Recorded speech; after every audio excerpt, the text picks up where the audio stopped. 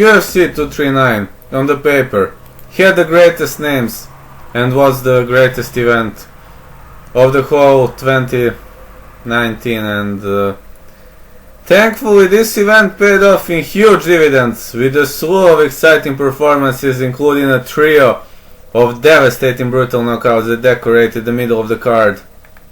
The main event, we got a razor close split decision victory for Johnny Bones against Thiago Santos, who walked into the fight as massive underdog, but walked out just one round away from dethroning arguably the greatest fighter in mixed martial arts history, with a torn ACL, PCL, MCL, and also damage in both knees, and out of the competition for the rest of 2019. But he was very brave. We got Amanda Nunes cemented her spot as a champion with a brutal, devastating first round KO against Holly Holm, which means she has now defeated every fighter who has ever held the 135-pound women's title in the UFC. And don't forget Jorge Masvidal, who destroyed Ben Askren, who I like to call Ben Fuckskren, with a blasted flying knee that sent him into another dimension, that teleported him. It was an amazing, eventful night.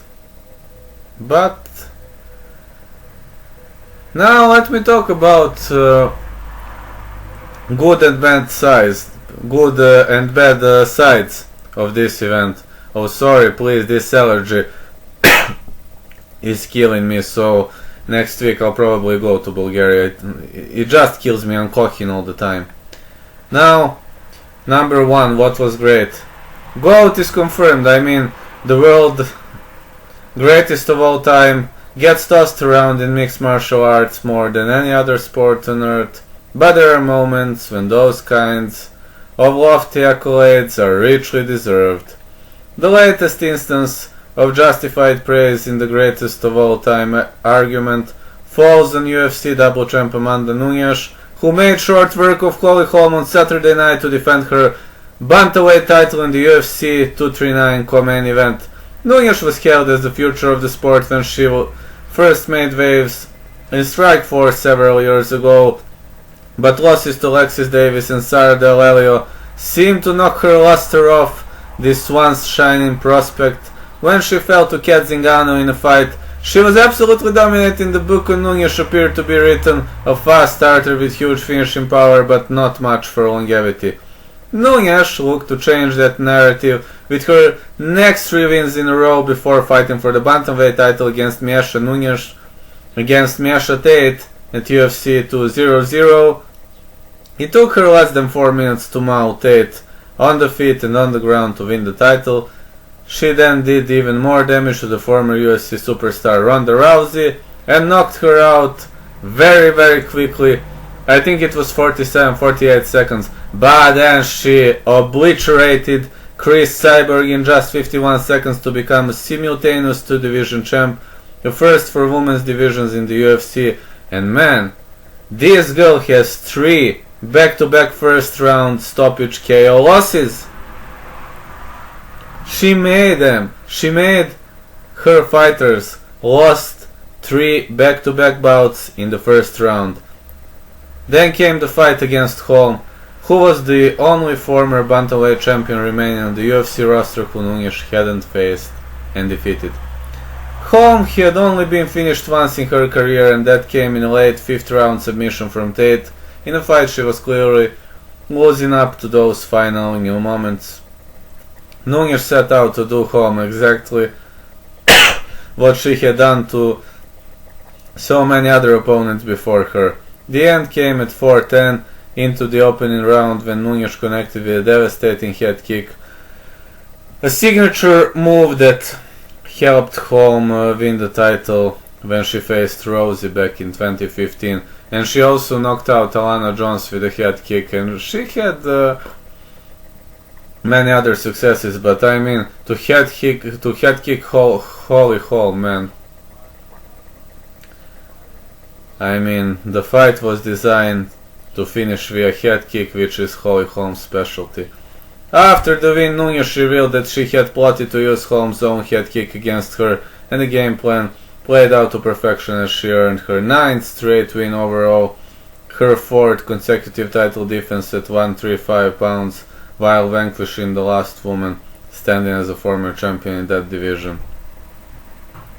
Such an impressive. Also, Thiago Santos, man, he was 1 round away. I mean, this guy is amazing. At middleweight, Santos was a ferocious knockout artist who never quite climbed the rankings to actually become a legitimate threat to the title. After suffering through years of brutal weight cuts to get down in 185, Santos decided to try his hand at light heavyweight, and the results were immediate. 3 wins in a row earned him a title shot, but he walked into his fight against Jones as a huge 7-1 underdog according to some sports books.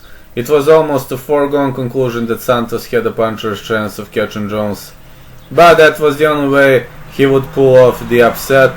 5 rounds later, Santos pushed Jones further than any fighter since Alexander Gustafsson at UFC 165 put on an instant classic against him back in 2013, and while that fight is often recalled when referencing the nearest Jones has ever come to tasting defeat, Santos was actually closer to dethroning him than anybody else in the history.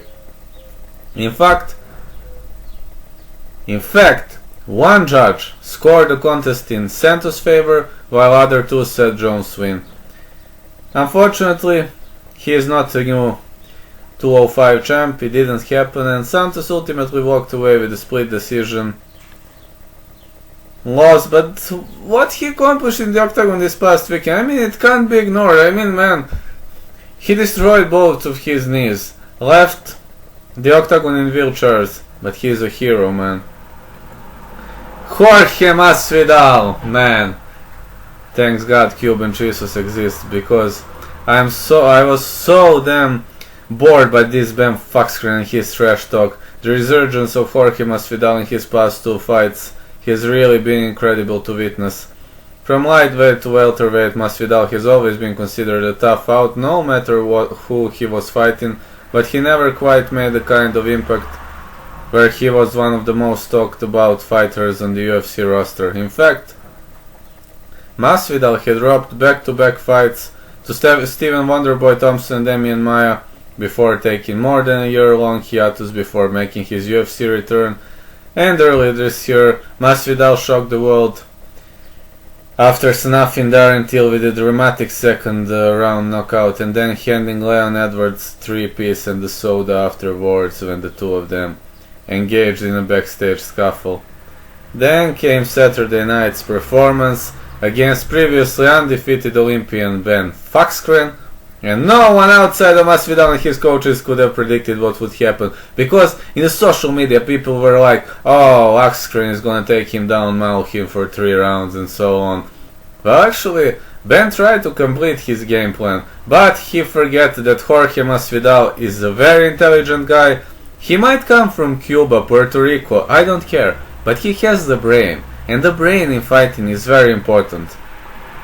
Also, Askren mocked him over and over and over. He said some things which are not popular, which reminded me of Conor McGregor, who I like to call Conor McHorse, and I'm so glad that as soon as the bout opened, you know, Askren was full of self-confidence. He went for that takedown, he was like, I'm going to destroy this guy. And bang, flying knee to the head. I could even hear the sound of that flying knee. It cracked clean.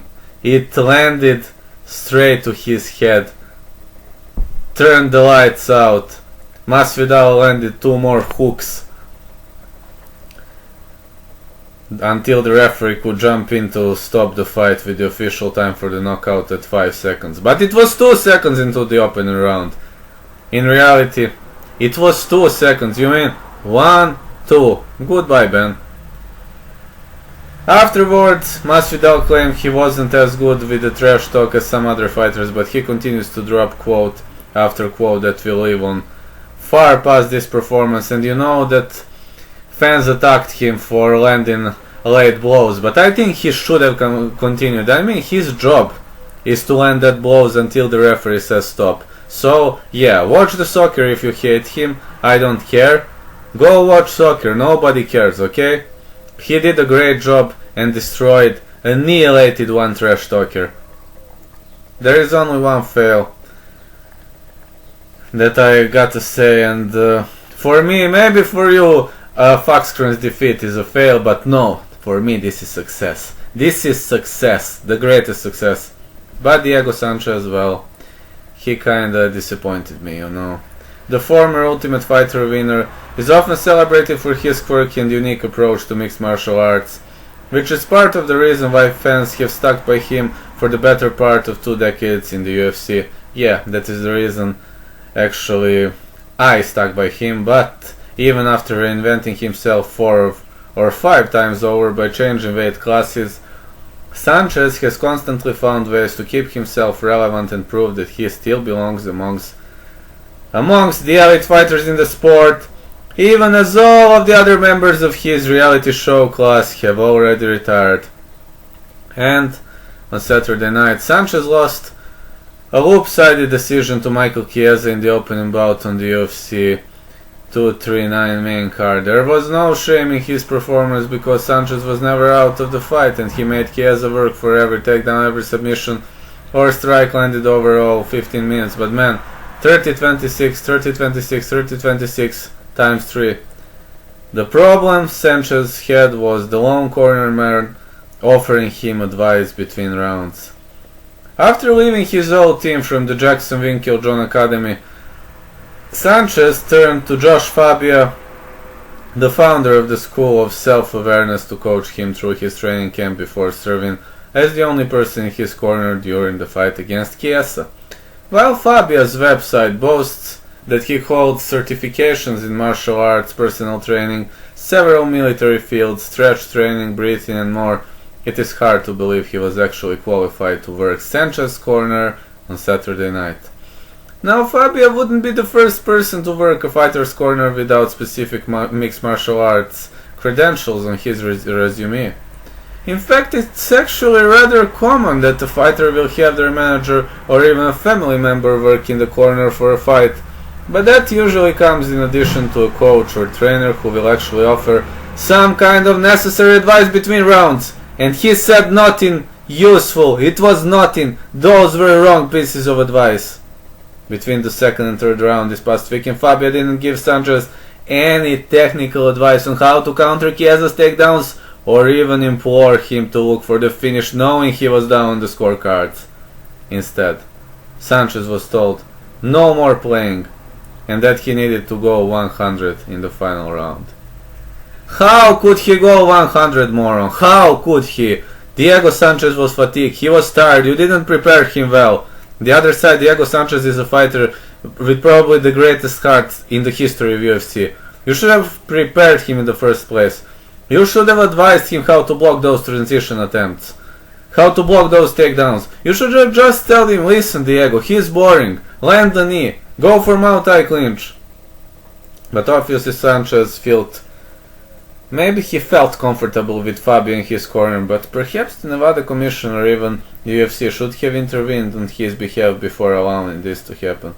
Would the outcome of the fight change? Maybe not, but for all the talk about protecting the fighters, I mean Sanchez stepped into the octagon without any qualified backup. Without any qualified backup, man. He didn't seem to bother anybody before it happened, and that's an issue, you know, that's an issue that should have been addressed long before the fight started. I mean, man, listen, every single fighter needs a good coach, okay? He needs a good coach, but Diego Sanchez is a legend, he's a great fighter, but man, you can't fight on your own, it's impossible. Someone needs to tell you, someone needs to advise you. Overall, this was an outstanding event, I was super happy with the event, but especially I'm happy because Ben Foxcrone is finally knocked out, and there's no need to listen to his senseless narcissistic trash talk anymore. Thiago Santos shocked me, surprised me. Amanda Nunes even more. I'm a fan of Holly Holm, but hats off to Amanda Nunes. Also on the other bouts, I was pretty much pleased, gotta say. Was pretty much pleased. Those were good fights. Jan Blachowicz also pulled out a great KO against Luke Rockhold, another trash talker. Well, it couldn't be better. And I hope UFC 239 I hope we will have more events like this one.